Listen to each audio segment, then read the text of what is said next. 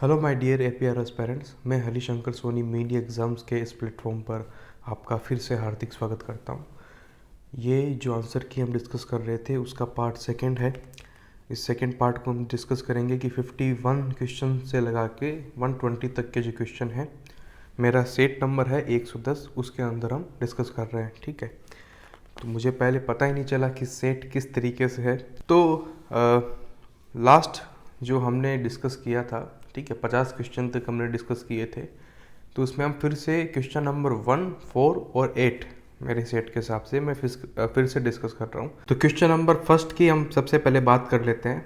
इससे पहले वाली वीडियो में मैंने आपको कॉपी राइट्स के हिसाब से इसको आंसर बताने की कोशिश की थी, क्योंकि मैंने इस क्वेश्चन को सबसे पहले हिंदी में देख लिया था और हिंदी में लिखा हुआ है कॉपी राइटिंग। ठीक है, कॉपी राइटिंग को मैंने भी समझा कि ये कॉपी राइट्स वाली बात है, RIGSTS वाली। ठीक है, तो मैंने उसके हिसाब से इसको आंसर किया, जबकि ये कॉपी राइटिंग की बात कर रहा है और इसमें स्पेस होना चाहिए। ठीक है, कॉपी राइटिंग स्पेस के साथ लिखा जाता है। हिंदी में भी आपको कॉपी राइटिंग इस तरीके से लिखना होता है। ठीक है, तो इसमें स्पेस नहीं होने की वजह से, ठीक है, हिंदी में जो नाम मैंने पढ़ लिया उस वजह से एक मिसअंडरस्टैंडिंग मेरे साथ हुई।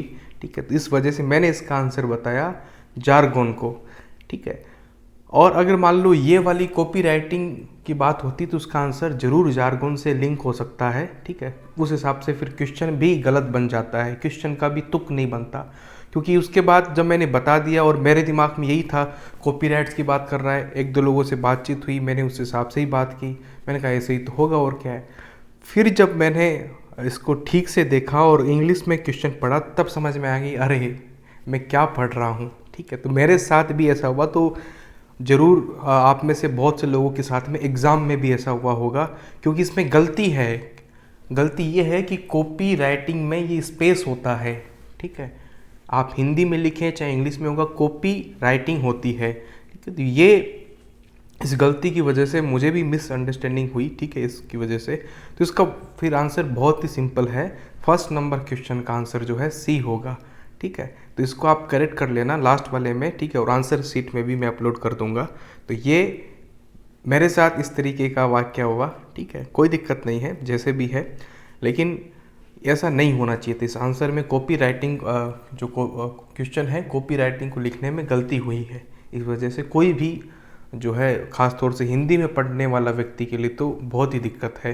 ठीक है, ये तो इंग्लिश में पढ़ा देखा तब पता चला। अच्छा, कॉपी राइटिंग की एडवर्टाइजमेंट अगर आपको लिखना है, उसकी कॉपी राइटिंग अगर आप कर रहे हैं, तो आप क्या चीज़ ध्यान में रखोगे? तो डेफिनेटली आप जो टारगेट ऑडियंस की जो समझ है वो सबसे पहले हासिल करोगे, उसका आप सबसे पहले ध्यान रखोगे।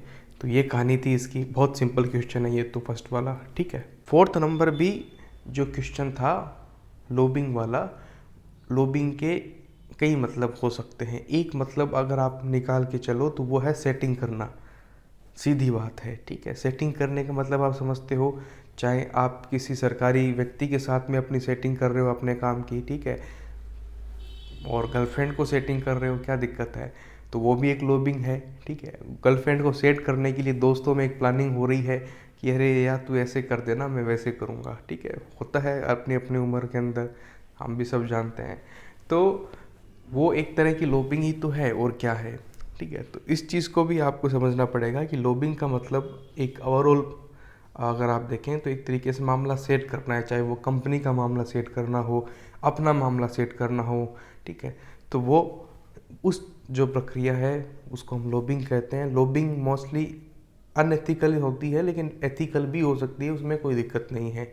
ठीक है, लोबिंग एथिकल और जो है अनएथिकल दोनों हो सकती है। ठीक है, लेकिन इसमें जो आपके ऑप्शन दिए हुए हैं, देखिए क्वेश्चन क्या है, in PR the word lobbying signifies. PR का लोबिंग का पीआर के अंदर क्या मतलब है, ये क्वेश्चन आपसे पूछ रहा है। मतलब क्या है? क्या ये मतलब है कि निजी व्यक्तियों या गैर सरकारी संगठनों से संबंधित है? क्या इतना मतलब होगा? क्या ये मतलब होगा कि मशहूर हस्तियों की छवि का प्रबंधन किया जाए? क्या ये मतलब होगा? ठीक है, तो देखिए निजी व्यक्तियों के साथ और गैर सरकारी संगठनों से संबंधित है, इससे पूरा कोई वाक्य निकल के नहीं आ रहा, पूरा कोई मीनिंग भी निकल के नहीं आ रहा। बी में इनडायरेक्टली लॉबिंग होती है। अगर आप किसी सेलिब्रिटी की इमेज बिल्डिंग पर काम कर रहे हैं तो डेफिनेटली आपको लॉबिंग की जो प्रक्रिया है वो करनी पड़ती है। तो यहाँ से इनडायरेक्टली मतलब जरूर निकल रहा है बी वाले ऑप्शन का। ठीक है, एक बार डी वाले ऑप्शन को देखिए, मनोरंजन उद्योग के पीआर ऑफ एंटरटेनमेंट इंडस्ट्री। ठीक है, इंटरटेनमेंट इंडस्ट्री में जो पीआर है उसमें लॉबिंग होती है, उसमें लॉबिंग करनी पड़ती है, लॉबिंग की प्रक्रिया को फॉलो करना होता है। तो ये भी एक इनडायरेक्टली मीनिंग जैसा ही है बी वाला। तो बी और डी तो एक जैसे ही ऑप्शन है। सी और ए जो ऑप्शन दिया है उसमें किसी तरह की बात निकल के नहीं आ रही है, वो उससे कर रहा है संबंध। ठीक है, लेकिन सी वाला जो ऑप्शन है थोड़ा सा इसलिए सही मान सकते हैं, ये कह रहा है सरकारी एजेंसियों के साथ बातचीत। तो पीआर जो होता है, ठीक है, अब सरकारी एजेंसियों के साथ बातचीत का मतलब ये है कि किसी कंपनी का अगर आप पीआर कर रहे हैं, ठीक है, तो एक कंपनी को सरकार के साथ में एक अच्छे संबंध बनाए रखने होते हैं।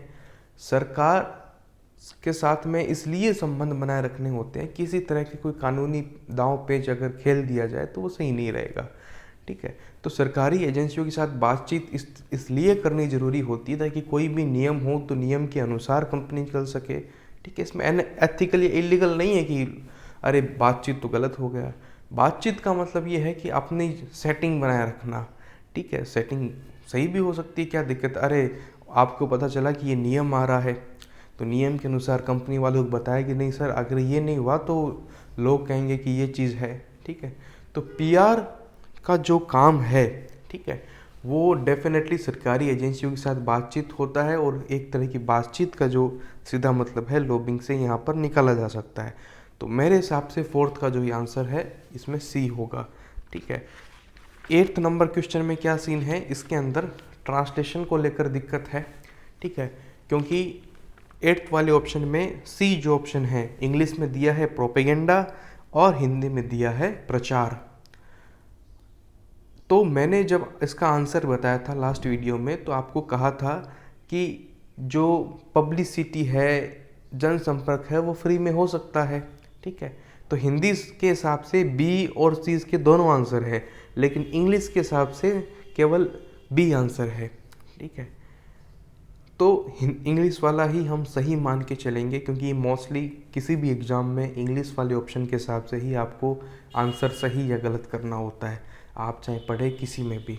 और मैंने एग्ज़ाम को अटेम्प्ट करने के समय कहा था कि अगर आप हिंदी बैकग्राउंड से हैं तो एक बार इंग्लिश वाला क्वेश्चन भी साथ साथ में एकदम उस पर नज़र मारते चलना। ठीक है, लेकिन ये गलती है, ऐसी गलती नहीं होनी चाहिए थी 8th नंबर क्वेश्चन में जो है। ठीक है, तो अब देखिए इसका आंसर क्या होगा, फिर से मैं रिपीट करता हूँ। देखिए कि जो कोई कंपनी है, कंपनी कोई अच्छा काम करती है तो उसकी खबर अगर छप रही है तो उसकी पब्लिसिटी हो रही है। ठीक है, कंपनी ने कोई अच्छा काम किया, अखबार में खबर छपी तो एक पब्लिसिटी हो गई, एक उसका जनसंपर्क भी हो गया। ठीक है, तो 8th नंबर में आप हिंदी वाले के हिसाब से देखोगे तो सी इसका आंसर सबसे ज़्यादा अच्छे निकल के आ रहा है, जबकि इंग्लिश के हिसाब से तो वो सी में प्रोपेगेंडा लिखा हुआ है। ठीक है, तो प्रोपेगेंडा को हम इसका आंसर नहीं मान सकते हैं, तो 8th में बी ही आंसर हम मान के चलेंगे। ठीक है, ये इसमें सीन था। अब आ जाइए 51 नंबर क्वेश्चन में। ठीक है, मेरे सेट के हिसाब से 51 नंबर जो क्वेश्चन है वो है, निम्नलिखित में से कौन सा भारतीय नागरिक का मौलिक कर्तव्य नहीं है। फंडामेंटल ड्यूटीज़ पर क्वेश्चन पूछा हुआ है, फंडामेंटल ड्यूटीज़ पर क्वेश्चन पूछा हुआ है। ठीक है, तो डी वाला ऑप्शन जो है वो नहीं होगा। ठीक है, बाकी सारी फंडामेंटल ड्यूटीज़ हैं, सिंपल क्वेश्चन पूछा है और इसी फंडामेंटल ड्यूटीज़ पे ही आर्टिकल भी पूछ लिया है आगे जाके, आर्टिकल 51A में। ठीक है, तो 52 देख लीजिए, योजनाओं पर पूछा गया है और जितनी भी योजनाओं पर पूछा गया है वो सब करंट में कहीं ना कहीं डिस्कस की जा रही थी, बजट में जिनका जिक्र था उन्हीं पर ही क्वेश्चन आया है। मतलब ऐसा पेपर आया है कि आपको योजनाओं के बारे में कहीं ऐसी पूरी बुकलेट लेके आए, फिर योजनाओं पर पढ़े जा रहे हैं, 100 से ज़्यादा योजनाएं आपने पढ़ डाली है। ऐसा बिल्कुल करने की ज़रूरत नहीं थी। अगर आपने बजट में डिस्कस हो रही योजनाओं को देखा, करंट अफेयर वाली मैगजीन, चाहे मूमल हो या मूमल जैसी कोई भी हो, किसी कोचिंग संस्थान की भी हो, आपको पता है कि राजस्थान में बहुत सी निकलती है, कोई भी मैगजीन आपने पढ़ी थी तो आराम से आपका इसमें सही हुआ है। और ऐसे पन्ने भी पलटे हैं योजनाओं के ऊपर, तब भी आपके बहुत सारे क्वेश्चन ऐसे ही भी सही हो सकते हैं।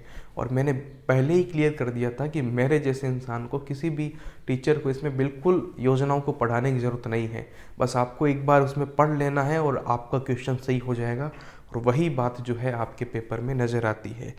ठीक है, तो 52 का ए होगा इसके अंदर, क्योंकि इसमें पूछा गया है कि पन्नाध्याय जीवन अमृत योजना जो है उसमें दुर्घटना के अलावा कितना जो है जो आपको जो है राशि मिलती है। ठीक है, बीमा की राशि कितनी मिलती है। ठीक है, दुर्घटना के अलावा। ठीक है, तो एक दुर्घटना होने पर 75,000 मिलता है, दुर्घटना के अलावा किसी तरह की कोई मामला हो तो 30,000 मिलता है। ठीक है, तो ये इसके अंदर डेटा है। 53 में देखिए, सबसे बड़ा शहर कौन सा है एरिया के हिसाब से। राजस्थान का सबसे बड़ा शहर पूछा है। ठीक है, एरिया के हिसाब से वो है जयपुर। ठीक है, 54 में देखिए, इसमें भी दिक्कत है। ठीक है, ग्रेस मार्क्स मिल सकते हैं इसमें भी। तो जिलों को लिखना चाहिए था लेकिन नगरों को लिख दिया है। ठीक है, तो 33 जिलों को 7 संभागों में बांटा गया है, तो 54 का सी होगा। 55 में देखिए, वर्ल्ड हेरिटेज साइट में आता है रणथंभौर का जो नेशनल पार्क है। ठीक है, तो रणथंभौर जो है आपको पता है कि सवाई माधोपुर डिस्ट्रिक्ट में है। ठीक है, फिर आरटीई पर एक सिंगल क्वेश्चन पूछा है, वो भी इतना सिंपल। ठीक है, हमने इतनी मेहनत की आरटीई के ऊपर, इतना डिटेल में पढ़ा, वो किसी काम नहीं आया, बस सिंपल फैक्ट पूछा। ठीक है, लेकिन मैंने पढ़ाने से पहले आपको ज़रूर कहा था कि इसमें आपको बेसिकली सिंपल फैक्ट ही पूछे जाएंगे, लेकिन इंश्योर करना होता ना भाई कि डीप पूछ लिया तो क्या करेंगे, तुरंत थोड़ी पढ़ेंगे वहाँ एग्ज़ाम में, तो पहले से पढ़ना होता है। तो सारी चीज़ें हमने उसके अंदर भी कवर की ही थी। 57 में देखिए, 57 में जो सामाजिक अंकेक्षण होता है ना, ठीक, सोशल ऑडिटिंग होती है, वो जो है आम नागरिक या आम नागरिक को रिप्रेजेंट करने वाले लोगों के द्वारा की जाती है। ठीक है, एक तरीके से प्रशासनिक कार्यों का जो है अंकेक्षण किया जाता है, किन के द्वारा, जो कि कहीं ना कहीं जनता के प्रतिनिधि हैं या जनता में कहीं ना कहीं आते हैं। ठीक है, उन लोगों के द्वारा प्रशासनिक कार्यों का जो अंकेक्षण है वो सामाजिक अंकेक्षण कहलाता है। ठीक है, तो वो जो है आपकी ग्राम सभा होगी, जिला कलेक्टर नहीं होगा, जिला पंचायत नहीं हो सकती है, जनपद पंचायत नहीं हो सकती है, सबसे जो निचली इकाई है वो है आपकी ग्राम सभा। उसी के द्वारा जो है जो ऑडिटिंग होती है वो सामाजिक अंकेक्षण आप उसे कहते हैं। ठीक है, सोशल ऑडिटिंग कमेटी, इसमें कमेटी का पूछा है, वैसे तो अपने आप में कमेटी ग्राम सभा ही होगी। ठीक है,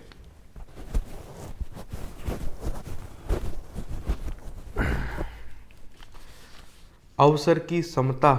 ठीक है, अवसर की समता और एक समानता जो है वो आर्टिकल 14 में आपके दिए हुए हैं। ठीक है, 59 में देखिए, 59 में अमेरिकी संविधान होगा। ठीक है, जो जुडिशियल रिव्यू या जुडिशियल एक्टिविटी संबंधित जो है पूरी पूरी न्यायपालिका ही जो एक तरीके से अमेरिका से ही ली गई है, तो जुडिशियल रिव्यू भी उसी के अंदर आ जाता है और इसका आंसर हो जाएगा अमेरिका। ठीक है, 60 नंबर क्वेश्चन देखिए। तो देखिए, जब आप केसेस पढ़ते हैं ना, जो अभी तक तो बहुत सारे केसेस हो गए हैं भारत के आज़ाद होने के बाद, तो उसमें दो तरीके से आपको ये देख लेना होता है। दो तरीके ऐसे हैं कि एक तो जो फंडामेंटल राइट से संबंधित जो केसेस होते हैं ना वो इम्पोर्टेंट होते हैं। ऐसे तो बहुत सारे केस हैं, लेकिन फंडामेंटल राइट से संबंधित जो केसेस हैं वो इम्पोर्टेंट होते हैं। और उसमें भी अगर आपको और फिल्टर करना हो तो एक फिल्टर आप ये लगा सकते हैं कि कौन सी जो बेंच थी वो बड़ी थी। जैसे कि ये पुट्टू स्वामी बनाम भारत संघ वाला जो विवाद था, उसमें 9 जजों की बेंच बनी थी। तो ऐसे केसेस जो कि फंडामेंटल राइट से संबंधित थे और जिसमें जजों की एक बड़ी बेंच बैठी थी, वो वाले केस हमेशा इम्पोर्टेंट होते हैं। पॉलिटिक कहीं पर भी आ रही हो, किसी भी एग्ज़ाम में आ रही हो, ये दो फिल्टर लगा के अगर आप देखेंगे तो डेफिनेटली आपका जो है आपको थोड़ा सा कम पढ़ने को मिलेगा और उनमें से आ भी जाएगा। ठीक है, तो 61 नंबर क्वेश्चन देखिए, 6 महीने हैं। ठीक है, फ्री के नंबर है ये भी। 62 नंबर देखिए, 62 नंबर क्वेश्चन में 8th शेड्यूल के अंदर हमारी जो है ऑफिशियल लैंग्वेजेस का जिक्र किया हुआ है। 22 जो भाषाएं हैं हमारी ऑफिशियल लैंग्वेजेस के अंदर इंक्लूडेड हैं, ठीक है। 63 में देखिए, 63 मेरे ख्याल से बहुत ही कम लोगों ने पढ़ा होगा, क्योंकि फाइनेंस बिल तो डेफिनेटली पढ़ लिया होगा कि आर्टिकल 110 में दिया हुआ है, सबसे पहले लोकसभा में पेश करना होता है, राज्यसभा के पास 14 दिन का समय होता है, ठीक है। लेकिन ये पूछ रहा है कि संसद को कितने दिन में पारित करना जरूरी है, ठीक है। सब कुछ मिला के कितना अधिकतम समय जो है किसी फाइनेंस बिल को मिल सकता है, ये पूछ रहा है। अब आप इसमें बेसिक अंडरस्टैंडिंग लगा सकते थे, ठीक है। अब जैसे कि आप सी और डी को तो एलिमिनेट कर ही सकते थे आराम से, ठीक है। और ढाई महीने वाले कॉन्सेप्ट के हिसाब से 75 वाला जो आंसर है वो कर सकते थे, क्योंकि जो बजट होता है ना आपका, बजट एक फाइनेंस बिल के रूप में होता है। और आपको समझना चाहिए कि बजट जो है 1 साल तक नहीं लटका सकते हैं, बजट के लिए पर्टिकुलर टाइम है 2.5 महीने दिया हुआ, ठीक है। और बजट फाइनेंस बिल ही तो होता है, ठीक है। अगर ये अंडरस्टैंडिंग अगर आपने लगाई है या पढ़ा है तो और भी अच्छी बात है, लेकिन मेरे ख्याल से बहुत कम लोगों ने इसको पढ़ा होगा, इतनी डिटेल नहीं पढ़ी जाती है। 63 में बी आंसर होगा।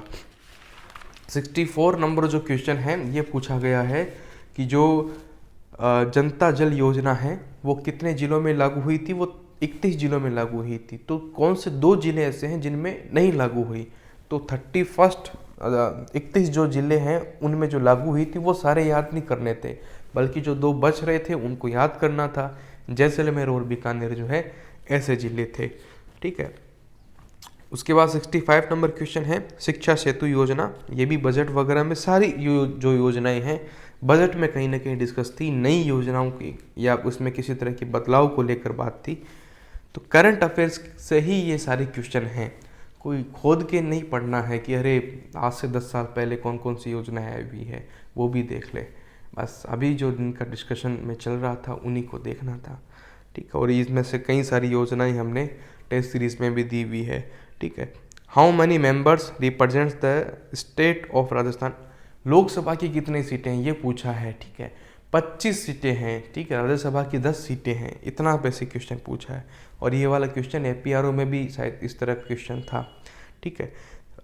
67 क्वेश्चन नंबर देखिए, जयपुर है इसका, ये पूछा है कि भाई साहब कहाँ है मतलब जो विधान भवन है वो कहाँ है, ठीक है। विधानसभा कहाँ है ये पूछा है, ठीक है। बताइए, इतना मतलब फ्री के नंबर है, इतने सरल नहीं देने चाहिए थे ना, फिर 50 क्वेश्चन का ही पेपर करवा लेते, गोले तो नहीं करने पड़ते इतनी देर बैठ के हैं।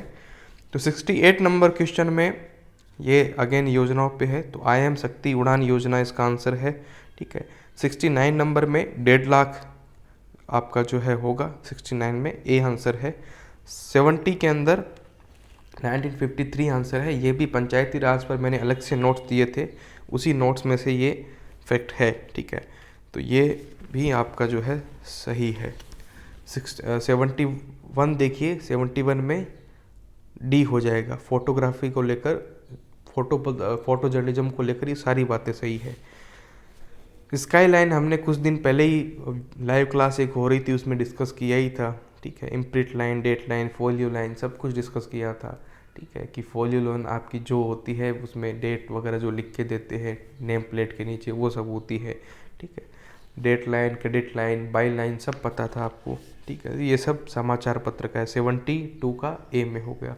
73 में देखिए, 73 में pre requisite for reporting. Pre requisite मतलब कि जो जरूरी है, यहाँ पर जरूरी का मीनिंग निकल के आ रहा है प्री रिक्वेसाइट में, ठीक है। तो जरूरी क्या है, तो जरूरी ये है कि आप संसद के कामकाज को समझें, ठीक है, और उसके नियमों का पालन करिए। ये दोनों चीज़ें ज़रूरी है, तभी जाके जो है आप संसद में रिपोर्टिंग कर सकते हैं। वैसे पार्लियामेंट की रिपोर्टिंग के लिए आपको अलग से प्रेस कार्ड बनवाना होता है। ऐसा नहीं कि आपने किसी डिजिटल प्लेटफॉर्म का प्रेस कार्ड ले लिया, अरे मैं प्रेस वाला हूँ मेरे को जाने दो, ऐसा नहीं होता है। वहाँ अलग से प्रेस कार्ड बना होता है, ये इंश्योर करते हैं कि आपको नियम पता है कि नहीं है, ठीक है। उसके बाद आप जो है रिपोर्टिंग कर सकते हैं वहाँ पे, पार्लियामेंट्री रिपोर्टिंग तभी हो पाती है। 74 में देखिए, 74 में डी इसका आंसर होगा, ठीक है। 75 में देखिए इन्वेस्टिगेटिव रिपोर्टिंग, ठीक है। तो इन्वेस्टिगेटिव रिपोर्टिंग होती है, बाकी सारी रिपोर्टिंग के नाम हमने तो सुने नहीं, ठीक है। और ऐसे तो कई तरह की रिपोर्टिंग होती है, लेकिन इन्वेस्टिगेटिव रिपोर्टिंग इसका सही आंसर है। और इसमें थोड़ा सा आपको समझना भी होता है। देखिए, अब मान लो इंटरटेनमेंट लिखा हुआ होता तो एंटरटेनमेंट रिपोर्टिंग नहीं होती है, एंटरटेनमेंट जर्नलिज्म जरूर होता है। रिपोर्टिंग जो होती है फिल्म रिपोर्टिंग होती है, सिनेमा रिपोर्टिंग होती है, ऐसे कहते हैं, ठीक है। 76 में बाकी सारे क्वेश्चन आपसे बहुत ईजी पूछे। अब ये फीचर वाला भी देखिए, बहुत सारे क्वेश्चन आए हैं फीचर के ऊपर, लेकिन एकदम सिंपल है। अगर आपने यूट्यूब पर मेरी वाली जो वीडियो देखी थी फीचर वाली, उसको अगर आपने देखा था, और कुछ दिन पहले मैंने लाइव क्लास में भी न्यूज़ राइटिंग के सारे स्ट्रक्चर बताए थे, डिटेल तक बताई थी कि पिरामिड, इन्वर्टेड पिरामिड मोस्टली तो दो ही होते हैं, लेकिन इन्वर्टेड पिरामिड के मॉडिफाइड रूप भी हैं, वो भी मैंने सारे बताए थे। मार्टिनी ग्लास होता है, और ग्लास होता है, ठीक है, द कबाब होता है, द डायमंड होता है, और यहाँ तक कि मार्टिनी में मैंने डाटा ड्राइव अप्रोच भी बताया था आपको, ठीक है।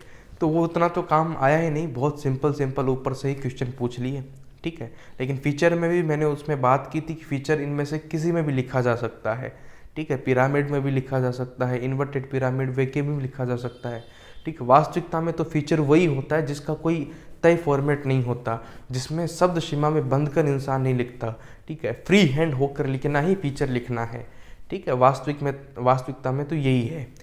और बाकी जो फीचर है मोस्टली इन्वर्टेड पिरामिड वे में लिखे जाते हैं, क्रोनोलॉजिकल ऑर्डर में लिखे जाते हैं। हाँ, पीछे जो क्वेश्चन आया था 2011 में, वो एक कन्फ्यूजन करने वाला था, क्योंकि वो न्यूज फीचर का पूछ रहा था, और उसमें इन्वर्टेड पिरामिड वे बिल्कुल सही था, क्योंकि न्यूज फीचर जो होते हैं वो इन्वर्टेड पिरामिड वे में ही लिखे जाते हैं, क्योंकि वो न्यूज़ के फॉर्मेट में अब आ रहे हैं, तो क्रोनोलॉजिकल में इतना नहीं हो पाता है, ठीक है। तो न्यूज़ फीचर की बात अलग होती है, लेकिन जो आपका कोर जो फीचर होता है, तो कोर फीचर जो है क्रोनोलॉजिकल ऑर्डर में ही फ्री हैंड होकर जो है लिखे जाते हैं, ठीक है। तो फ्री हैंड राइटिंग ही एक तरीके से फीचर राइटिंग है, ठीक है। तो ये कहानी है फीचर की। आप इसमें 76 का ए होगा, ability to find subjects that will interest the average person, ठीक है। इस तरह के सब्जेक्ट्स में लिखना, इस तरह के विषयों को देखना कि जिसमें आम व्यक्ति से टच कर सकें, ठीक है, ह्यूमन इंटरेस्ट की बात हो, ठीक है। तो वो सब फीचर होता है, बाकी सारे ऑप्शन इस पर इरेलेवेंट है। 77 का देखिए, 77 में बी है, ठीक है। सबसे कम विश्वसनीय स्रोत क्या है? तो सबसे पहली चीज़ तो अच्छी रहेगी कि प्रेस कॉन्फ्रेंस अगर हो रही है तो जिस पे आरोप लगाए जा रहे हैं, जिनसे पूछना है वो सामने बैठे हैं हमारे, ठीक है। तो उससे अच्छा क्या होगा? साक्षात्कार में खुद व्यक्ति सामने बैठा है, ठीक है।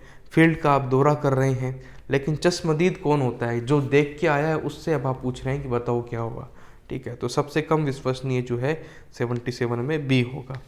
78 में देखिए, 78 में सॉफ्ट न्यूज़ पर पूछा है, हार्ड न्यूज़, सॉफ्ट न्यूज़, जिसके दिमाग में एकदम क्लियर थी, जिसने एक एक एग्जाम्पल के साथ में चीज़ों को समझा था। मैंने तो काफ़ी डीप एग्जाम्पल के साथ में नोट्स में लिख के दिया था, ये तक भी लिख के दिया था कि स्टिंग ऑपरेशन क्या है, ठीक है, सॉफ्ट है कि हार्ड है, कई तरह के एग्जाम्पल उसमें आपको दिए हुए थे, ठीक है।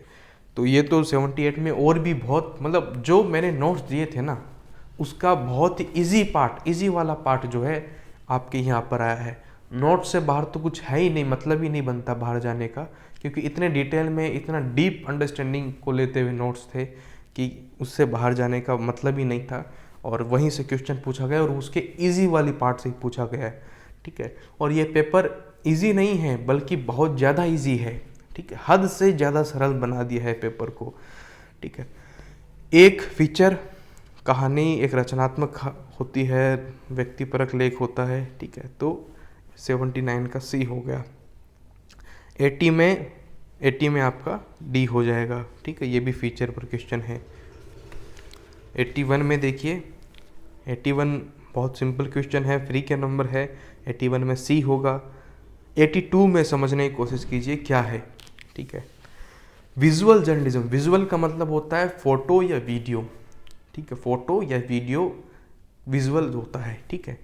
और विजुअल जो होता है डिजिटल फॉर्मेट में भी हो सकता है, प्रिंट फॉर्मेट में भी हो सकता है, ठीक है। तो जो फोटो होती है वो विजुअल होता है, ठीक है। अब वो फोटो छपी हुई हो अखबार में तब भी आप कहोगे कि ये विजुअल है, ठीक है। फोटो चल रही है तब भी विजुअल है, ठीक है।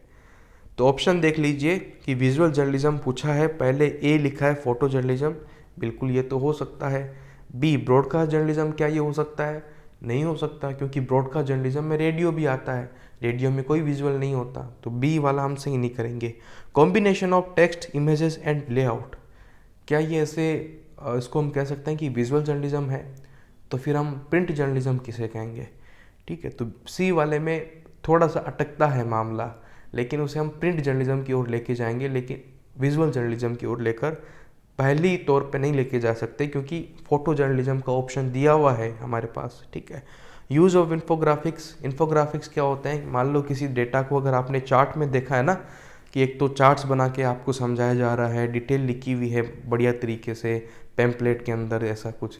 ठीक है, तो वो इन्फोग्राफिक्स होते हैं। इन्फोग्राफिक में ज़रूरी नहीं है कि किसी तरह की फ़ोटो हो सकता है टेक्स्ट को ही बड़े अच्छे तरीके से लिखा हुआ हो। ठीक है, तो इन्फोग्राफिक्स को हम विजुअल जर्नलिज्म नहीं कह देंगे, फोटो जर्नलिज्म का हमारे पास ऑप्शन है, इसलिए 82 का आंसर जो है ए होगा।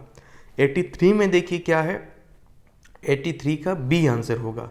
Identify all subjects in the photo even if obvious, तो ऑब्वियस है सारी चीज़ें, मतलब पता चल रहा है। ठीक है, लेकिन फिर भी हम कैप्शन में ये लिख के ज़रूर बताएंगे कि इस फोटो में कौन कौन खड़ा है। ठीक है, अब मान लीजिए मैं पहली बार अखबार पढ़ने जा रहा हूँ।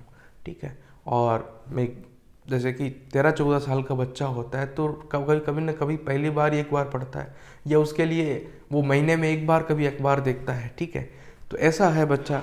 अब उसे सभी मंत्रियों के नाम पता है क्या? हाँ ठीक है, प्रधानमंत्री मोदी को तो वो जानता है, लेकिन प्रधानमंत्री मोदी के बाईं ओर एक केंद्रीय मंत्री खड़े हैं, एक दाईं ओर भी खड़े हैं, तो वो जानना चाहेगा ना कि ये बाईं ओर वाले कौन है, दाईं ओर वाले कौन है।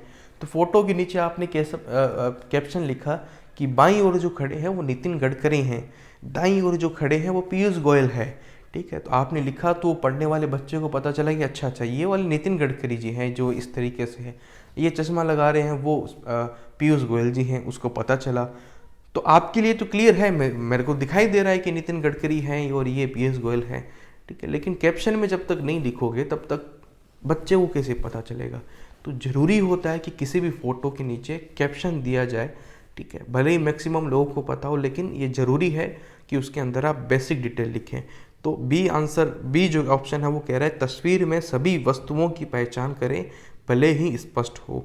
ठीक है, तो ये ऑप्शन जो है ऑब्जेक्ट्स की पहचान होनी चाहिए, और यही कैप्शन का मेन उद्देश्य होता है। तो 83 का बी आंसर होगा। 84 में देखिए, 84 में होगा कि एक फ़ोटो क्या करती है। एक फ़ोटो एक न्यूज़पेपर में क्या करती है?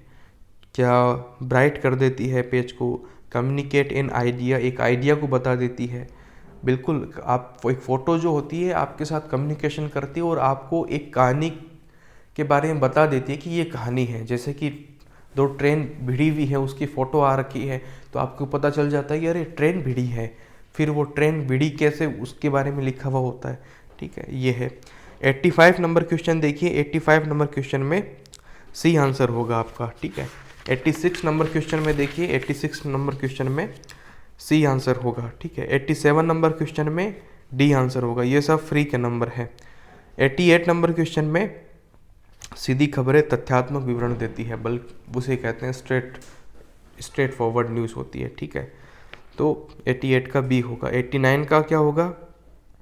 जो एब्रीवेशंस होते हैं, ठीक है, एब्रीवेशंस जो होते हैं, तो ये कहा जाता है कि ना तो भर भर के एब्रीवेशन दिए जाएं, और एब्रीवेशन दो तो उसका एक्सप्लेनेशन होना चाहिए ब्रैकेट में करके कि अच्छा इसरो का मतलब ये होता है।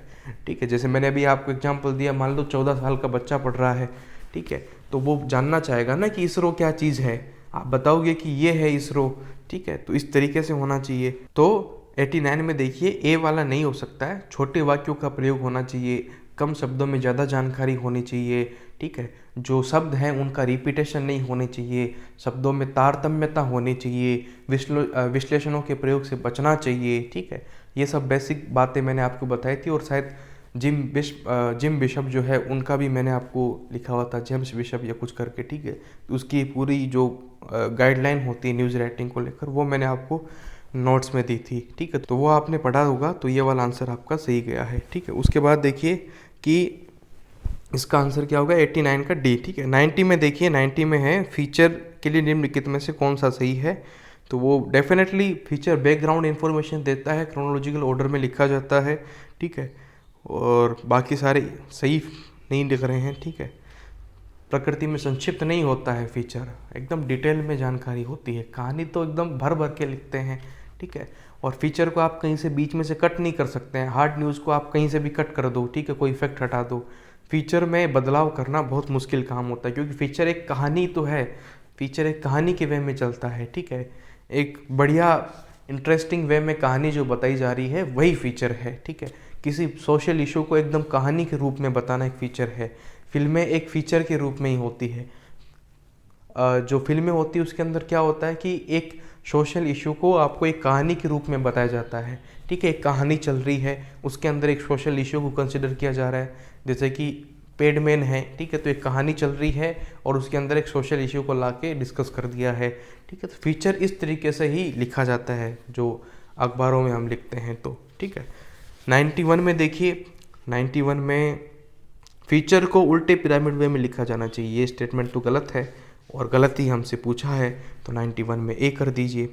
92 में देखिए, 92 में डी हो जाएगा, 92 का डी हो जाएगा। खोजी रिपोर्टिंग के लिए सबसे ज़्यादा ज़रूरी है, क्या ज़रूरी है कि जो इन्वेस्टिगेटिव जर्नलिस्ट होता है उसका मेन एम क्या है कि कुछ भी अनएथिकल कहीं पर हो रहा हो, ठीक है। तो अनएथिकल चीज़ों को सामने लाया जाए, इलीगल चीज़ों को सामने लाया जाए, ऐसी चीज़ें जो जनता को पता होनी चाहिए थी उसको सामने लाया जाए, ऐसी चीज़ें जो जनता से जानबूझकर छिपाई जा रही है और कोई अपने फ़ायदे के लिए जनता के संसाधनों का प्रयोग कर रहा है, ऐसी चीज़ों को सामने लाया जाए। ये सब क्या है? इन्वेस्टिगेटिव रिपोर्टिंग है। पीटीआई की फुल फॉर्म, ये फ्री के नंबर है। 94 में देखिए उल्टा पिरामिड वे में लिखा जाता है, ठीक है, इन्वर्टेड पिरामिड वे, ठीक है। 94 का बी हो जाएगा। 95 में देखिए, तो जिसको पता था कि वो वाट वेन, ठीक है, ये ऐसे होता है, तो उसका तो सही है। अब विच दिया हुआ है, क्योंकि सी और डी तो आपने, मेरे को पता है सबने गलत करती होंगे। बी में हो सकता है आप में से कुछ लोग फंसे हो, ठीक है। तो वो, वॉट, वेन, वेयर, ठीक है, ऐसे होता है। और इसमें भी देखिए जो वो होता है ना, वो होता है एक तो, ठीक है, एक होता है वॉट, ठीक है। ये दो स्टार्टिंग में आते हैं। ये लीड भी सबसे पहले आते हैं, ठीक है। सबसे लास्ट में होता है हाउ, कोई चीज़ कैसे हुई उसकी जानकारी हम सबसे लास्ट में देते हैं। जैसे कि छोटू को चोट लग गई, छोटू वू का आंसर दे दिया। वोट क्या हुआ?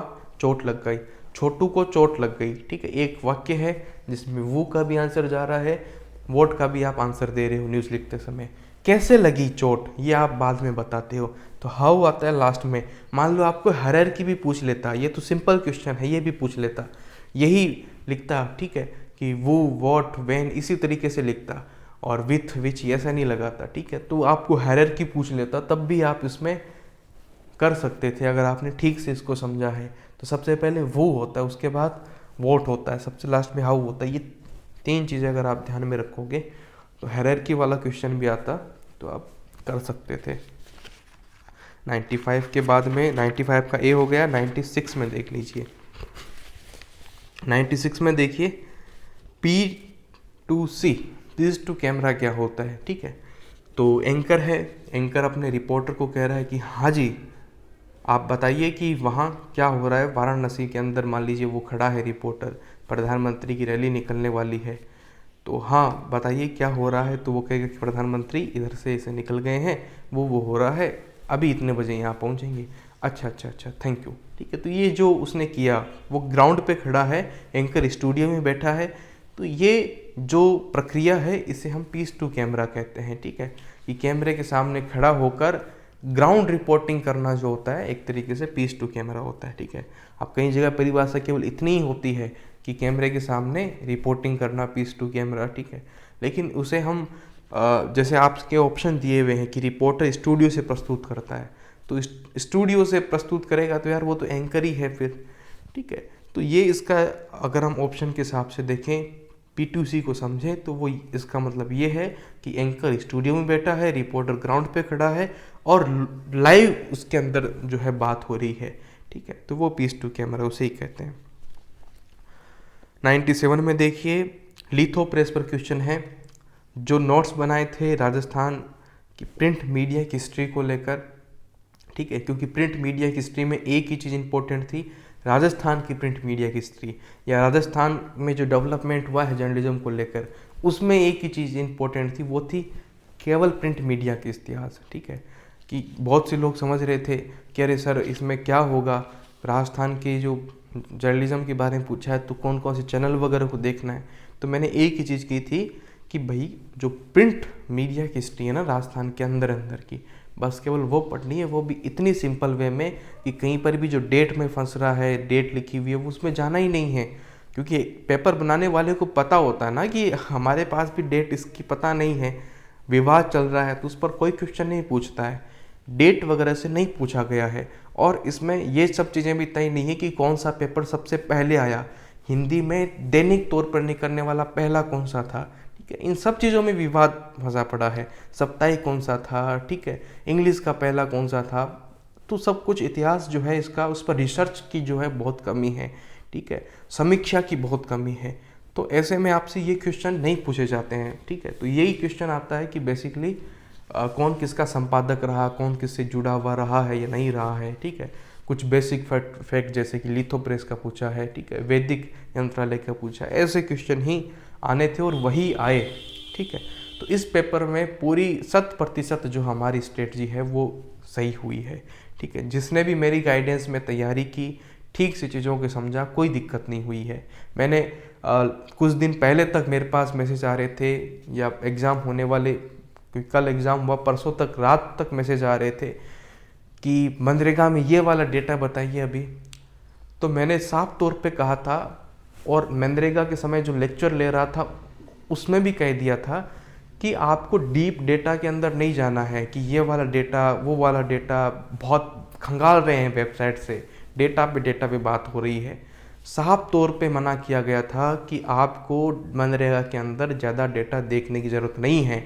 जो उसकी कॉन्सेप्चुअल चीज़ें हैं, जो उस मनरेगा की कामकाज की जो प्रक्रिया है उसे देखना है, जो कि मैंने आपको नोट्स में दी थी, उससे बाहर नहीं देखना था। और जो नई वेजेस रेट अपलोड हुई थी शायद 26 मार्च के आसपास, जो इसी कुछ समय पहले, वो वाला जो नया डेटा था जिसमें नई मजदूरी दर थी 231 रुपये, वो आपको देखना था। उसके अलावा कुछ देखना ही नहीं था। और अगर आपने देखा तो आपका समय आपने बर्बाद किया है। ठीक है, आपने प्रिंट मीडिया की हिस्ट्री भी मैंने साफ तौर पे मना की थी कि प्रिंट मीडिया की हिस्ट्री नेशनल लेवल पर जो हुई है वो ना तो पूछी गई है, ना ही इस पैटर्न के हिसाब से उसका कुछ तुक बनता है। कुछ लोग कह रहे थे कि नहीं सर, पिछली बार नहीं पूछा है तो इस बार भर भर के पूछेंगे, हम तो वो पढ़ेंगे। तो आपकी मर्जी है कि आप कैसे पढ़ें। ठीक है, लेकिन उसका पैटर्न के हिसाब से जो इस पेपर बनाने का एम है उसके साथ प्रिंट मीडिया की हिस्ट्री मैच नहीं करती है। इस पेपर को बनाने का सीधा एम ये है कि आप न्यूज़ राइटिंग कर सकें, प्रेस रिलीज वगैरह लिख सकें। ठीक है, जो एडवर्टाइजमेंट बनाने हैं उसमें आप थोड़ा बहुत काम कर सकें। यही जो है उद्देश्य है इस पेपर को लेने का, ना कि उसको ज्ञाता बनाना है कि प्रिंट में कैसे हुआ। ठीक है, लॉर्ड रिपन ने क्या किया, लिटन ने क्या किया, राजा राम मोहन नायक ने कितना क्या क्या किया, किसने कौन कौन से न्यूज़पेपर निकाले, उससे कोई मतलब नहीं है। और पूछने के लिए राजस्थान की प्रिंट मीडिया की हिस्ट्री का कुछ बेसिक पार्ट पूछ लिया, बात ही खत्म। ठीक है, तो ये इसीलिए मैंने सबसे लास्ट में जो आपको नोट्स दिए प्रिंट मीडिया की हिस्ट्री पर दिए। ठीक है, और उसमें भी हमने कुछ ज़्यादा डिस्कशन नहीं करके आपका समय बर्बाद नहीं किया, क्योंकि वो करना था ही नहीं। ठीक है, तो 97 में मैंने बी बता दिया होगा, और 98 में बात कर लेते हैं। 98 में ये देखिए, निम्नलिखित में से कौन सा या कौन सी ऐसा लिखा जाना चाहिए था, कौन टीवी समाचार लिखने के लिए प्रासंगिक। अच्छा ये है, तो दृश्यों की मदद से कहानी बतानी होती है, उल्टा पिरामिड लागू नहीं है। ठीक है, दृश्य के बिना विवरण देने से बचना चाहिए। ठीक है, तीनों ही बातें ठीक है, तो इसलिए 98 का डी करेंगे। पे आ गए हैं। ठीक है, टीवी समाचार रिपोर्ट दृश्यों के साथ होनी चाहिए। तो इसमें देखिए सबसे आवश्यक कारक पूछा है, तो ठीक है, कारक तो सारे ही हो सकते हैं, लेकिन सबसे आवश्यक पूछा है। तो सबसे ज़रूरी है कि विजुअल लेके आओ, विजुअल के बिना टीवी के अंदर न्यूज़ का प्रसारण नहीं होता है। ठीक है, ये सबसे ज़्यादा ज़रूरी है। स्क्रिप्ट राइटिंग में विजुअल तय करना होता है कि ये वाला विजुअल जाएगा, ये लिख दिया, ये खबर है, इस खबर के लिए ये वाला विजुअल लिखाना होता है। ठीक है, स्क्रिप्ट राइटिंग इस तरीके से होती है कि ये वीओ होगा, वीओ में ये लिखा जाएगा, वॉइस ओवर में ठीक है, विजुअल ये दिया जाएगा। ये इस तरह की स्क्रिप्ट राइटिंग का एक फॉर्मेट होता है, ठीक है। तो 101 में देखिए प्लेगरिज्म के बारे में पूछा है और कुछ स्टेटमेंट तो एकदम सेम से हैं जिसमें आपको दिक्कत हो सकती है समझने में एक बार में, तो इसको बड़े ध्यान से समझते हुए करना था। तो प्लेगरिज्म का मतलब देखिए कि किसी चीज़ को कॉपी करके बेचना नहीं होता है, बल्कि कॉपी कर लेना होता है, ठीक है। और किसी का गाना गा देना, किसी की कविता बोल देना प्लेगरिज्म नहीं है, ठीक है। तो ए जो आंसर है, एक जो ऑप्शन है, कोई व्यक्ति किसी मूल साहित्यिक कृति की नकल कर रहा हो, ठीक है। वैसे प्लेगरिज्म भी सब चीज़ों में एजुकेशन की फील्ड में अलग होता है, ये मीडिया लॉ में पढ़ाया था मैंने। प्लेगरिज्म को पूरा एकदम डिटेल में मैंने आपको समझाया था क्या चीज़ है, ठीक है। तो बेचना नहीं हो सकता है, ठीक है, कॉपीराइट प्राप्त कर लेना नहीं हो सकता है। तो 101 का ए ही आंसर होगा। RNI भी मैंने पूरा पढ़ाया था आपको कि किस तरीके से रजिस्ट्रेशन होता है, क्या क्या चीज़ें उसमें ध्यान में रखनी होती है। और यहाँ पूछा आपको वैसे बेसिक ही है कि टाइटल का जो है रजिस्ट्रेशन होता है। कोई भी जो न्यूज़पेपर होता है उसका जो मास्ट हेड है वो रजिस्टर्ड होता है RNI के अंदर, और कोई ऐसा सर्टिफिकेट नहीं दिया जाता है कि अब आपको सर्टिफिकेट मिल गया, बस आपको न्यूज़पेपर निकालना है, आप अपना एक नाम तय कीजिए, वो नाम, उस नाम का कोई दूसरा पेपर नहीं निकलना चाहिए। RNI के पास अपना मास्ट हेड जो है वो जो है वहाँ पर रजिस्टर्ड करवा दीजिए। मास्ट हेड आप मन चाही मर्जी से बाद में चेंज नहीं कर पाएंगे कि मेरा पेपर का नाम दैनिक जागरण है, मैं दैनिक जाग लिख देता हूँ, ठीक है, तो मैं नहीं लिख सकता हूँ, मेरा नाम हमेशा वही रहेगा। यहाँ तक कि जो फॉन्ट भी होता है ना उसको भी बदल नहीं सकते हैं, ये नियम होते हैं मास्ट हेड के अंदर उसकी नेम प्लेट को लेकर, ठीक है। 103 नंबर क्वेश्चन देखिए, PRB एक्ट पर क्वेश्चन पूछा गया है 1867 का जो है। PRB एक्ट भी मैंने पूरा पढ़ाया था, किस तरीके से प्रिंटिंग प्रेस चलती है और प्रिंटिंग प्रेस के लिए किन बातों का ध्यान रखना जरूरी है, ठीक है। स्थान देना है या जो जिसका छाप रहे हैं उसका नाम देना है, ठीक है। कहाँ कहाँ पर जो है आप प्रिंटिंग प्रेस जो है स्थापित कर सकते हैं, कई सारी चीज़ें PRB एक्ट की मैंने पूरी आपको मीडिया लॉ के नोट्स में दी थी, ठीक है। 104 में देखिए ये जो प्रेस कमीशन, प्रेस काउंसिल, ये भी आपको पूरा पढ़ाया हुआ था, वहाँ से पूछा गया है और इसका 104 का डी आंसर है। बहुत सिंपल क्वेश्चन पूछा है, एक कोई फैक्ट नहीं पूछा है, ना इसमें डेट पूछी है, चेयरमैन का नाम भी नहीं पूछा है, ठीक है। 105 नंबर क्वेश्चन देखिए, कॉपीराइट जो चीज़ें हैं, कॉपीराइट आप इसलिए नहीं करवाते हैं कि आपका एकाधिकार हो जाए, ठीक है, हालांकि हो जाता है लेकिन आपका उद्देश्य नहीं है, कानून का ये उद्देश्य नहीं है कि हर चीज़ का एकाधिकार मिले। कानून का ये उद्देश्य है कि कोई गलत फ़ायदा नहीं उठाए आपके किए हुए काम का, ठीक है। अगर आपने काम किया तो आपको उसका पूरा फ़ायदा मिले, ठीक है, लेकिन एकाधिकार ही हो जाए, ठीक है, और वो भी मोनोपोली वर्ड यूज़ करते हुए लिखा है, तो इसमें थोड़ा सा डाउट होता है ऑप्शन के अंदर, ठीक है। फिर प्रतिलिपिकरण लिख दिया है सी के अंदर, तो सी को हम सही नहीं मान सकते हैं, सी को सही नहीं मानेंगे, इसलिए बी को आधा गलत है, बी आधा सही है, ठीक है, ए पूरा सही है ही है, ठीक है। तो 105 का डी नहीं हो सकता है क्योंकि सी गलत है, ठीक है। बी को आधा सही मान सकते हैं, आधा गलत भी मान सकते हैं, वो न्यूट्रल स्टेटमेंट हो गया है, ठीक है, उसका आपको न्यूट्रल करके चलना है। तो 105 का आप ए के साथ जाओगे तो आपके लिए सही रहेगा, ए ही इसका आंसर है। मतलब 106 में देखिए डिफेमेशन, ये भी हो सकती है कि किसी व्यक्ति के बारे में आप असत्य कथन करें। डिफेमेशन मानहानि ये भी हो सकती है किसी की प्रतिष्ठा को हानि पहुंचाएं आप, ठीक है, तो नुकसान पहुंचाएं। और 106 का हो जाएगा आपका डी। 107 नंबर क्वेश्चन में आते हैं, ठीक है। अब ये इसमें देखिए किस तरीके से क्वेश्चन को डील करना चाहिए था।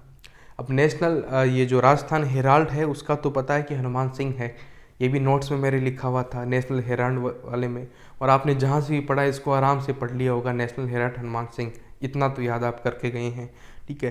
राजस्थान टाइम्स में भी नोट्स में मैंने 2 नाम दिए हुए थे, वासुदेव शर्मा और ये बख्शी लक्ष्मण दास, ठीक है, तो ये दोनों नाम दिए हुए थे। तो ए और बी तो आपको पहले ही पता चल जाना होगा कि ये दोनों सही है, उसके बाद आपको दिमाग लगाने की ज़रूरत पड़ेगी, ठीक है, क्योंकि सी और डी सीधे फैक्ट नहीं पूछे गए हैं, मोस्टली नोट्स में नहीं होते हैं, ठीक है। तो ए और बी आपको पता है कि सही हो गया, और बी और सी में देखना है। तो उसमें मैंने जो दिया था वो विजय सिंह पथिक का जो है काफ़ी डिटेल में बात की थी पथिक साहब के ऊपर, ठीक है। नोट्स में भी दिया था, कुछ दिन पहले जो न्यूज़पेपर में क्लिपिंग्स वगैरह जो है वो भी दी थी। तो पथिक साहब के ऊपर काफ़ी डिटेल में बातचीत हुई है।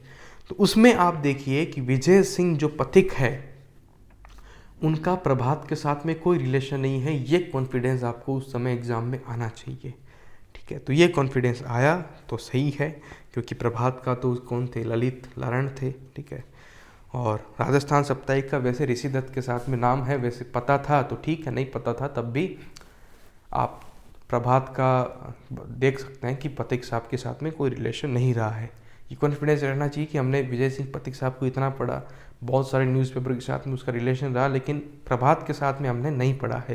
तो इतना आपको कॉन्फिडेंस चाहिए। उसके बाद भी ए और बी सही देख लेने के बाद भी बी और डी में भी देखना पड़ेगा, ठीक है।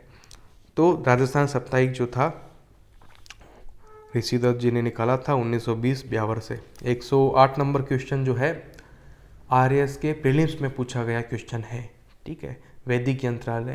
वैदिक यंत्रालय उन्होंने ही स्थापित किया था जिन्होंने वेदों की बात की थी, वेदों की और लोटों की बात की थी, ठीक है। वो थे दयानंद सरस्वती जी, ठीक है। तो उन्होंने ये जो है स्थापित किया था अजमेर के अंदर। तो 108 का हो गया सी। 109 नंबर क्वेश्चन का होगा डी, ठीक है। 109 नंबर आरटीआई पर क्वेश्चन पूछा गया है, बेहद सिंपल क्वेश्चन पूछा गया है। तो ये पेपर में ना तो मीडिया पीआर में कुछ घुसकर पूछा गया है, ना आरटीआई आरटी मनरेगा में कुछ घुसकर डीप में जाके पूछा गया, ऐसा कुछ नहीं है। किसी भी टॉपिक में बहुत ज़्यादा डीप में जाकर पूछा गया है ऐसा बिल्कुल भी नहीं है। सारे जो विषय आपको दिए हैं सिलेबस में उन सब का केवल बेसिक ज्ञान जो है इसमें काम आ रहा है आपका, ठीक है। 110 में रेडियो और प्रिंट से कम प्रभावशाली है टीवी, ऐसा तो नहीं है, ज़्यादा प्रभावशाली है, व्यापक तौर पर भी है, ठीक है। रेडियो से तो डेफिनेटली व्यापक है। प्रिंट तो हर जगह नहीं है ना भाई, कोई न्यूज़पेपर है तो एक पर्टिकुलर एरिया में छपता है, ठीक है, और सभी जगह उसकी रीचिंग नहीं होती है, तुरंत तो रीच होता ही नहीं है, ठीक है। टीवी लाइव चलता है एकदम, ठीक है, पूरे भारत में कहीं भी खोल करके देख लो, ठीक है। तो व्यापकता भी उसकी बहुत ज़्यादा है और प्रभावशाली भी हम उसे कम नहीं कह सकते हैं, ये तो स्टेटमेंट गलत होगा। नॉट ट्रू वाला ही पूछा है कि कौन सा सही नहीं है, ए ही सही नहीं है, तो 110 का ए हो जाएगा। 111 में देखिए, 111 में होगा डी, ठीक है। 112 में देखिए ब्रेकिंग न्यूज़ प्रदान करते हैं सिटीजन जर्नलिस्ट जो होते हैं। सिटीजन जर्नलिज्म का मामला आजकल चल रहा है, जिसमें ये होता है कि जो सिटीजन्स होते हैं, नागरिक होते हैं, किसी तरह का विजुअल फोटो या कोई ऐसी गंभीर जानकारी जो है मेन स्ट्रीम मीडिया को प्रोवाइड करते हैं, उसे हम सिटीजन जर्नलिज्म कहते हैं, ठीक है। तो सिटीजन जर्नलिज्म ये सब भी नहीं होता है कि किसी पोल वगैरह में हिस्सा ले लिया और, ठीक है, उसे पार्टिसिपेटरी जर्नलिज्म में कहेंगे, फिर सहभागिता या कम्युनिटी जर्नलिज्म कहेंगे, वो अलग चीज़ होती है थोड़ी सी, ठीक है। पार्टिसिपेटरी, कम्युनिटी जर्नलिज्म और ये सिटीजन जर्नलिज्म। सिटीजन जर्नलिज्म का मतलब ही यही है कि सिटीजन आपको कुछ कंटेंट प्रोवाइड करें, ठीक है, और वो हार्ड न्यूज़ टाइप में होता है, ठीक है। और जो न्यूज़पेपर में हार्ड न्यूज़ होती है वो टीवी में और रेडियो में ब्रेकिंग न्यूज़ होती है। समाचार पत्र की हार्ड न्यूज़ आपकी टीवी के अंदर जो है ब्रेकिंग न्यूज़ बन जाती है। तो इसमें हार्ड न्यूज़ प्रदान करना, अगर ये समाचार की मामला होता तो ये भी सही होता। ब्रेकिंग न्यूज़ का मतलब ही हार्ड न्यूज़ होता है, ठीक है, जैसे कि मैंने अभी आपको समझाया। तो 112 का ए इसमें सही आंसर है। हालांकि मुफ्त जानकारी भी देते हैं, ये बात भी सही है, ठीक है, ये वाला स्टेटमेंट भी सही है, लेकिन इससे ज़्यादा सही देखिए क्या है, ए सही होगा इसका, ठीक है, बी नहीं कर सकते हैं, ठीक है, क्योंकि मुफ्त वाली चीज़ पे फोकस नहीं कर रहे हैं ना, हम तो फोकस करेंगे कि हमें न्यूज़ देते हैं, ठीक है, बिल्कुल ब्रेकिंग न्यूज़ प्रदान करते हैं, इसका यही आंसर होना चाहिए, ठीक है। 112 का बी नहीं मानेंगे। 113 का ऑनलाइन जर्नलिज्म पे फ्री के नंबर है। ई पेपर के लाभ सारे सही है, 114 का डी होगा। 115 नंबर क्वेश्चन में देख लीजिए, ब्लॉगिंग के बारे में पूछा है, ठीक है, आप सबको पता है ब्लॉगिंग किस तरीके से होती है, सारे स्टेटमेंट सही है 115 में। 116 में एकमात्र क्वेश्चन प्रिंट मीडिया की हिस्ट्री से आया, वो भी गांधी जी के ऊपर एकमात्र क्वेश्चन पूछा गया है, ठीक है। और इंडियन ओपिनियन के बारे में पूछा गया है कि इनका अखबार था कि नहीं था, हालांकि इसका ट्रांसलेशन इसमें गलत हुआ है, भारतीय राय ये पेपर का नाम नहीं लिख सकते, आपको इंडियन ओपिनियन ही लिखना होगा इसके अंदर। तो ट्रांसलेशन में कई जगह गड़बड़ियाँ हैं इस पेपर के अंदर, ठीक है। और 116 के लिए सारे सही है क्योंकि इंडियन ओपिनियन हुआ, ठीक है। और आगे इसमें दिया हुआ है यंग इंडिया दिया हुआ है, ठीक है। नवजीवन भी था, हरिजन भी था। नवजीवन में एक हिंदी वाला था, एक गुजराती वाला था, ये 2 बार एक तरीके से निकले थे, ठीक है। तो ये सारे गांधी जी से जुड़े हुए पेपर थे और विज्ञापन वगैरह उस समय नहीं हुआ करते थे, ठीक है। ये बाकी पेपर में होता था, कुछ कुछ पेपर में चलता था, लेकिन गांधी जी अपने ही लेवल पर सब कुछ, उनकी जो फंडिंग का जो जरिया था वो बड़े जो लोग हुआ करते थे उनसे वो फंडिंग लेके एक तरीके से काम करते थे अपना, ठीक है। रेडियो के लिए कौन सा कथन सत्य है, ये थोड़ा सा ट्रिकी क्वेश्चन है, ठीक है। इसका आंसर होगा बी, 117 का बी आंसर होगा, डी नहीं होगा। क्योंकि देखिए सी ऑप्शन में क्या दिया हुआ है कि रेडियो स्टेशनों में विशिष्ट लक्षित दर्शक नहीं होते हैं। रेडियो ही नहीं बल्कि मास मीडिया के जितने हैं साधन, मास को कम्युनिकेट करने के जितने साधन हैं, जितनी भी तरह की मीडिया है, चाहे वो प्रिंट हो, इलेक्ट्रॉनिक में आपकी ये रेडियो हो, टेलीविज़न हो, ठीक है, डिजिटल हो, ठीक है, कोई भी मीडियम हो, हर एक की एक टारगेट ऑडियंस जरूर होती है। और रेडियो में तो ये बात पूरी तरह से गलत है, क्योंकि रेडियो जो है अब भारत में ऑल इंडिया रेडियो पूरे देश में एक साथ एक ही स्टेशन से नहीं चलता है कि सबके लिए है, ठीक है। एक तो सेगमेंट जो होता है विषय के हिसाब से भी टारगेट ऑडियंस होती है कि ये यंगस्टर लोगों के लिए है। अब गाने तो यंगस्टर के लिए ही बजते हैं ना मोस्टली, ठीक है। ये बौद्धिक वर्ग लोगों के लिए है, बौद्धिक वर्ग के लोगों के लिए है, ऐसा है। तो वो भी एक टारगेट ऑडियंस है और एरिया के हिसाब से भी टारगेट ऑडियंस वैसे ही होती है रेडियो के अंदर, क्योंकि रेडियो एक पर्टिकुलर एरिया के लिए ही बन पाता है। एफएम तो एक पर्टिकुलर सिटी तक के लिए होता है। एफएम की, रेडियो की, इन सब की जो है एक टारगेट ऑडियंस होती है। तो ये सी को किसी भी हालत में सही स्टेटमेंट नहीं माना जा सकता है। और सही स्टेटमेंट आपसे पूछ रहा है तो बी वाला एकदम क्लियरली लिखा हुआ है कि रेडियो स्क्रिप्ट ऐसी होनी चाहिए जैसे कि हम इसे पढ़ रहे हो, ठीक है। बोलचाल की भाषा में ही रेडियो होता है, रेडियो की स्क्रिप्ट राइटिंग होती है। जैसे कि हम बोलते समय तथा शब्द का यूज़ नहीं करते हैं, ठीक है। मैंने इतनी देर से बोल रहा हूँ, तथा शब्द मैंने आपको कहीं नहीं कहा। जब भी आप बातचीत करते हैं अपने दोस्तों से घर में, तथा शब्द का यूज नहीं करते हैं, आदि इत्यादि शब्दों का आप यूज नहीं करते हैं, ठीक है। आप लेकिन वर्ड का यूज करते हैं लेकिन परंतु शब्द नहीं यूज करते हैं, ठीक है। तो ये बोलचाल की भाषा में लिखा जाता है। तो रेडियो में आपको परंतु नहीं दिखेगा, आदि इत्यादि अनादि ये सब नहीं दिखेगा, ठीक है, तथा शब्द नहीं दिखेगा। बोलचाल वाली भाषाएं जो होती है, बोलचाल की जो भाषा है उसका प्रयोग आपको दिखेगा, ठीक है। तो ये बी वाला स्टेटमेंट बिल्कुल सही है। अच्छा, ए वाला स्टेटमेंट भी तो पढ़ने में सही लग रहा है कि ये श्रोता के साथ बातचीत करने जैसा है। जब मैं रेडियो सुनता हूँ तो मेरे को तो ऐसा लगता है कि ये वाली जो आरजे है मुझसे बात कर रही है, ठीक है, मेरे को तो ऐसा ही लगता है। तो ये स्टेटमेंट न्यूट्रल स्टेटमेंट है, लेकिन ये गलत इसलिए मान के चलेंगे क्योंकि ये टू वे कम्युनिकेशन को प्रेजेंट कर रही है और रेडियो टू वे कम्युनिकेशन नहीं करता है। रेडियो में टू वे कम्युनिकेशन नहीं होता, रेडियो में वन वे कम्युनिकेशन होता है, ठीक है। तो इसमें आपको ए गलत मानना पड़ेगा, बी तो सही है ही है किसी भी परिस्थिति में, डी गलत, सॉरी सी तो गलत है ही है। तो डी नहीं हो सकता, सी नहीं हो सकता, ए नहीं हो सकता, बी इसका आंसर होगा 117 का बी। मेरे ख्याल से आधे लोगों का ये गलत हुआ होगा कहीं ना कहीं, अगर आपकी अंडरस्टैंडिंग सही नहीं है तो, ठीक है। और सही है तो फिर क्या बात है यार, ठीक है। 118 का पेन शॉट होता है, टिल्ट शॉट होता है, क्लोजअप शॉट होता है, ठीक है। तो 118 का बी हो गया। 119 का वर्ड प्रेस आप सब लोग जानते हैं। वॉक्स पॉप क्या होता है, अब जैसे कि महंगाई का ज़माना है तो अभी क्या चल रहा है कि बहन जी बताइए कि आपका घर चल रहा है कि नहीं चल रहा है। अरे भैया क्या बात बताए, इतने से पैसे में ये नहीं होता है, दाल इतनी महंगी हो गई है। इस तरीके से वो घूमते हैं ना रिपोर्टर्स लेके कि एक पर्टिकुलर एक विषय ले लिया और उन सब पे सबकी बाइट जो है कलेक्ट कर रहे हैं, ठीक है। तो इस तरह के जो रोड पे होते हैं, स्ट्रीट पे होते हैं, वो वॉक्स पॉप चलते फिरते जिस तरीके से हम करते रहते हैं, वो एक तरीके से या चलते हुए जो एक तरीके से बातचीत कर रहे हैं, वो इंटरव्यू ले रहे हैं, चाहे वो मोदी जी भी दे रहे हों, ठीक है। तो वो वॉक्स पॉप होता है, ठीक है। तो ये आपके सारे क्वेश्चन हमने APRO में जो पूछे गए हैं, सारे के सारे क्वेश्चन हमने डिस्कस किए, ठीक है। इसकी नेक्स्ट वीडियो में कट ऑफ भी मैं डिस्कस करूँगा, तो नेक्स्ट वीडियो का आप ज़रूर जो है इंतज़ार कीजिए। जल्द ही आपको नेक्स्ट वीडियो में मिलता हूँ। Thank you very much, all the best.